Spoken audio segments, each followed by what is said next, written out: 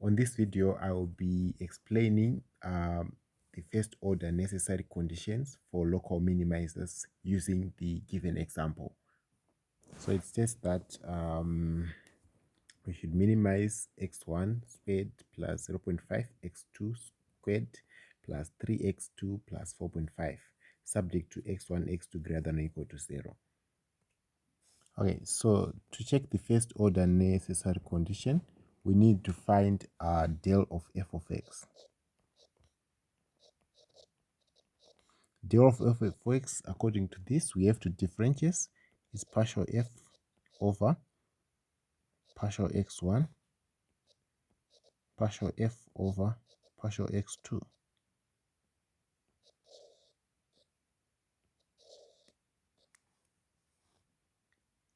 Which is equal to 2x1 x2 plus 3.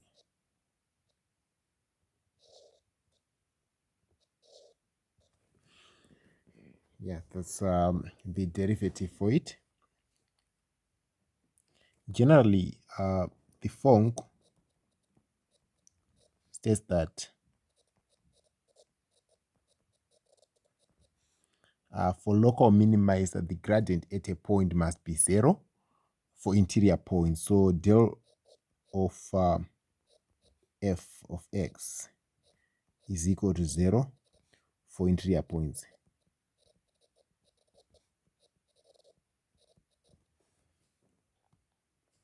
And for boundary points,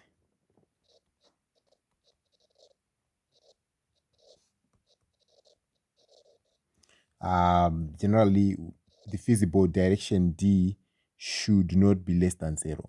So D should be greater than or equal to 0. We'll talk.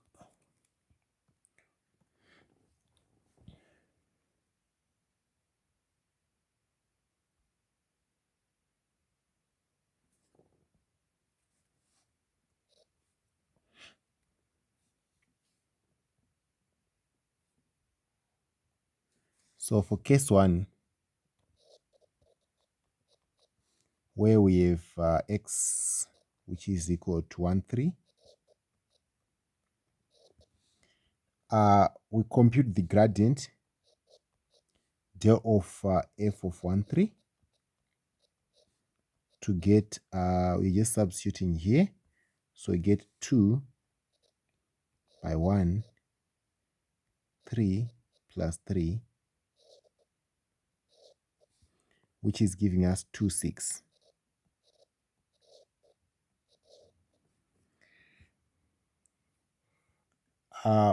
Since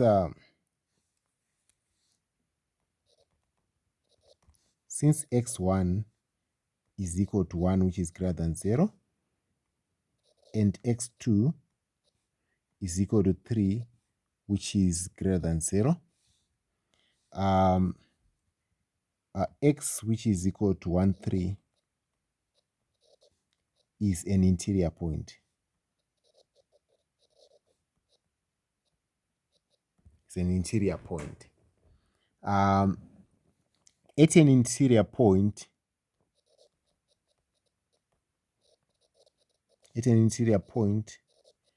for the first order necessary conditions requires requires del of f to be equal to 0. But in this case, our del of f is not equal to 0. Therefore,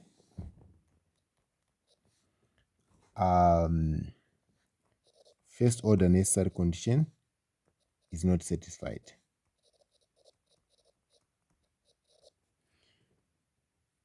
At 1, 3.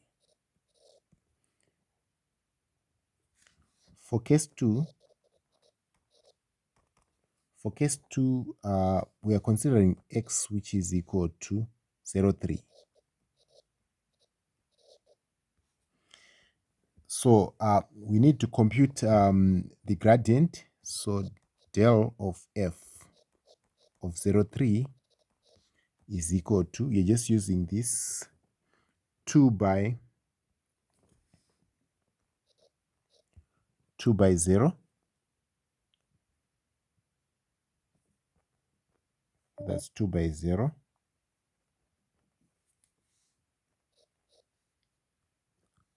And the other one is 3 plus 3 to give us 0.6. Since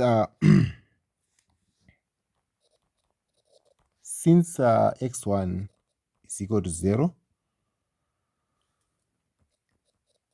this point is on the boundary.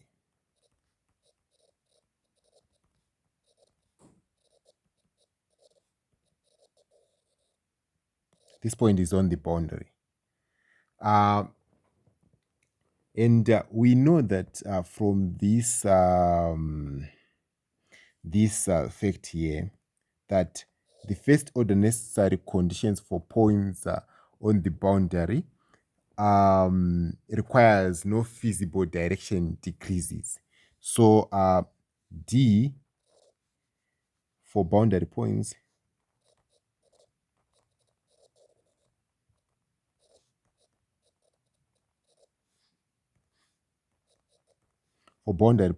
D should be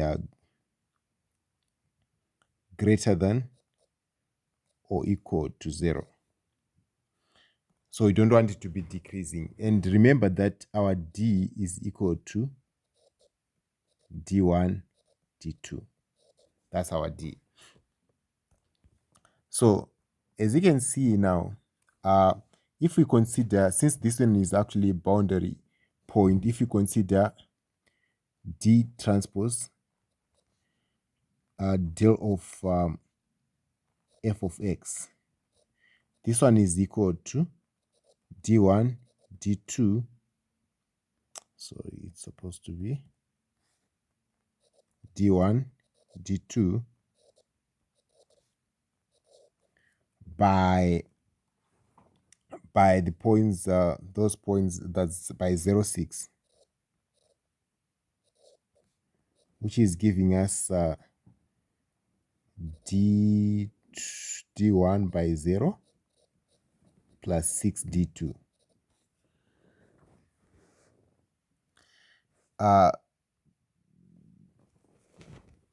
For feasibility, we should have D1 greater than or equal to 0.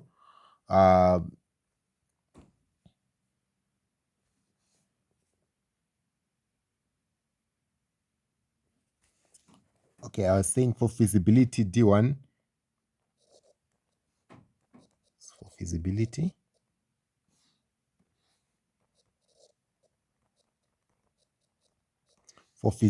D1 is greater than or equal to 0, since x1 is greater than or equal to 0. So you just want to find conditions which will make this to not hold, right? So if it is not holding for the feasibility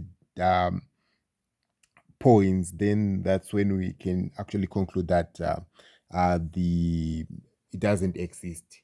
The func is not satisfied. So since since x1, you can actually see, since this one is 0, D can be greater than or equal to 0. But can we restrict D2 now? That is the question. So D2 in this way, D2 is not restricted, is unrestricted. So D2 can take any value. That is what it means. So if we choose, maybe, since D2 can take any value, if we choose a D which is equal to, let's just say 1 minus 1, which is feasible, we can say this one is feasible,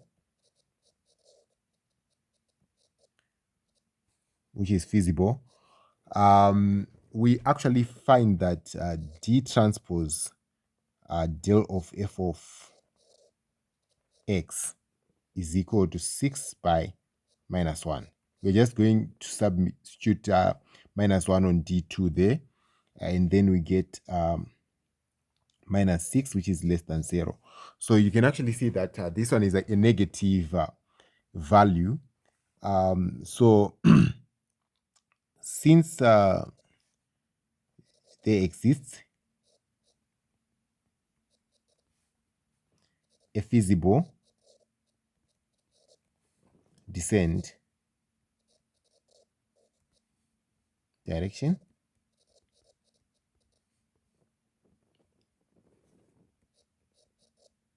f of x can still decrease.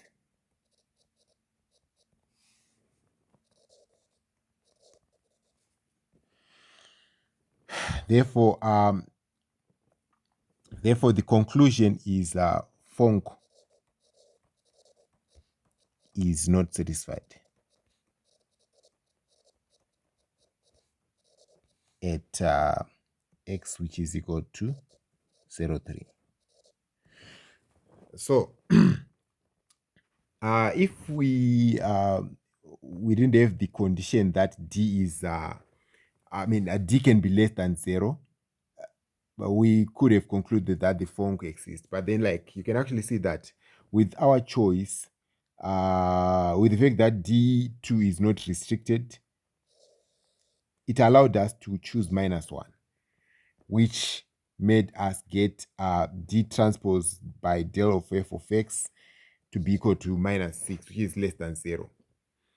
So this actually means that there exists a feasible descent direction. So f of x can still decrease, and hence the conclusion that Fonk does not exist. Okay, so for case 3, we have x, which is equal to 1, 0. 1, 0 transpose. So we first have to compute the gradient. Del of f, let's just say del of f of 1, 0 is equal to 2 by 1, 0 plus 3. Likewise, this is equal to 2, 3. And since x2 is equal to 0,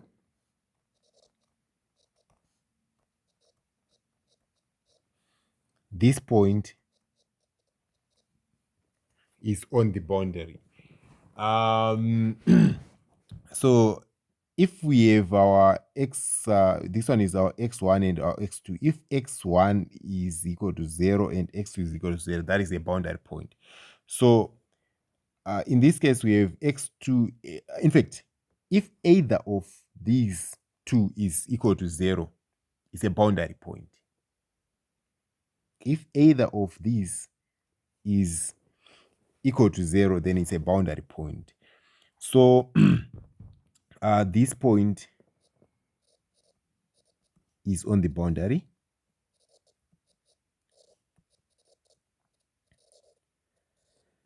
This is on the boundary.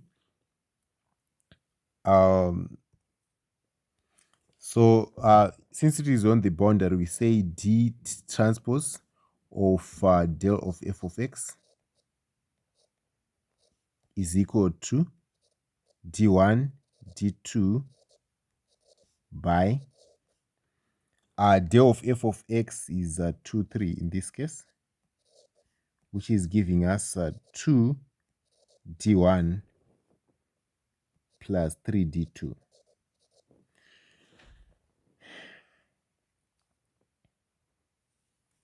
For feasibility,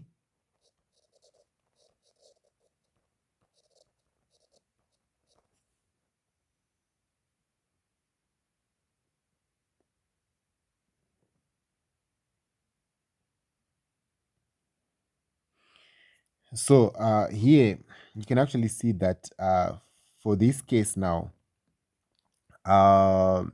we actually have x2 being greater than or equal to 0. X2 is the one which allowed us to know that it is on the boundary. So x2 is greater than or equal to 0. And it means that d1 is unrestricted. And in this case, you can actually choose maybe a d which is equal to 1 minus 1. So dt of del of f of x will be equal to 2 by minus 1 plus 3 by 1, which is equal to minus 2 plus 3, which is equal to 1. Therefore, okay, so I just had to adjust this point so that since d1 is unrestricted, we can just consider minus 3 1, and dt del of f of x will be equal to 2 by minus 3 plus 3 by 1, which is equal to minus 6 plus 3, which is minus 3. So since there exists a physical descent direction, f of x can still decrease. So it means that the func is not satisfied at point x, which is equal to 1, 0. Therefore, first order necessary condition is not satisfied.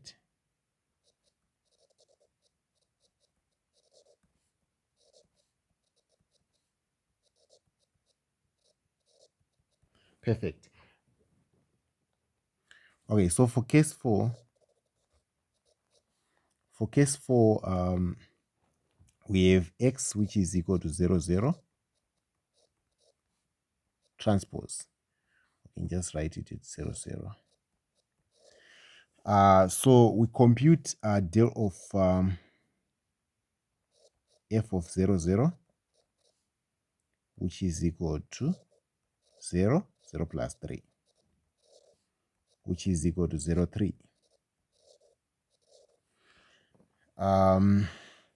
Since x1 and x2, since x1 is equal to 0 and x2 is equal to 0, this is a corner point on boundaries.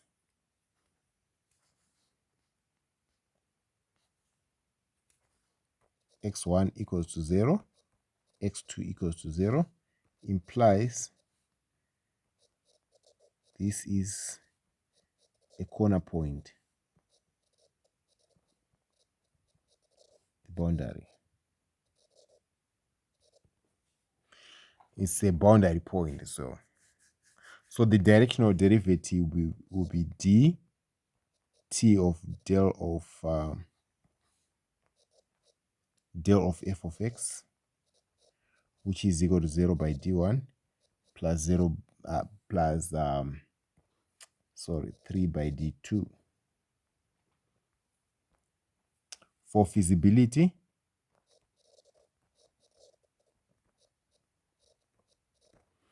we should have d1 being greater than or equal to 0 and d2 greater than or equal to 0. Since d2 is greater than or equal to 0, the directional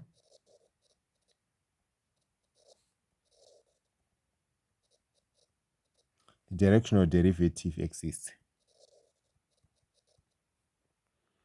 Then the conclusion is the func is satisfied.